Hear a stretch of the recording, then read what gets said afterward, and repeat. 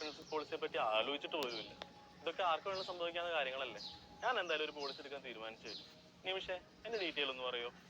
നിമിഷേ, അകത്തോട്ടിരുന്ന് സംസാരിക്കാം. Life insurance മാത്രമായിട്ട് നമ്മളെപ്പോലുള്ള സാധാരണക്കാർക്ക് അഫോർഡബിൾ അല്ലല്ലോ. ഇത് ശരിയാണ്.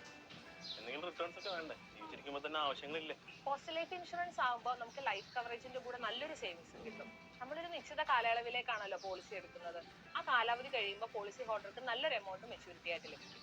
അഥവാ ഈ കാലയളവിനുള്ളിൽ പോളിസി ഹോൾഡർക്ക് എന്തെങ്കിലും സംഭവിച്ചാൽ നല്ലൊരു എമൗണ്ട് നോമിനിക്ക് ഡെത്ത് ബെനിഫിറ്റ് ആയിട്ട് ലഭിക്കുകയും ചെയ്യും. കുറഞ്ഞ പ്രീമിയം, കൂടുതൽ ബോണസ്. അതാണ് പോസ്റ്റ് ലൈഫ് ഇൻഷുറൻസിന്റെ പ്രത്യേകത. എന്നാ പിന്നെ ഫോം എടുക്കട്ടെ? എന്തൊക്കെ ഡോക്യുമെന്റ്സ് ആണ് വേണ്ടത്? അത് ഏജ് പ്രൂഫും അഡ്രസ് പ്രൂഫും ഫോട്ടോയും പിന്നെ ഡിഗ്രിയോ ഡിപ്ലോമ സർട്ടിഫിക്കറ്റിന്റെ കോപ്പി. അയ്യോ, എനിക്ക് ഡിഗ്രി ഇല്ലല്ലോ. ഡിഗ്രി ഇല്ലേ? ചേച്ചി ഡിഗ്രി അല്ലേ? എനിക്ക് ഡിഗ്രി ഉണ്ട്. അങ്ങനെയാണെങ്കിൽ നമുക്ക് യുവ സുരക്ഷ എന്ന് പറയുന്ന നല്ലൊരു പ്ലാൻ ഉണ്ട്. അതാകുമ്പോൾ ഭാര്യയ്ക്കും ഭർത്താവിനും കവറേജും കിട്ടും. ഏതെങ്കിലും ഒരാൾക്ക് എലിജിബിലിറ്റി ഉണ്ടായാൽ മതി. അങ്ങനെയാണെങ്കിൽ ചേരാമല്ലോ. ഓക്കെ.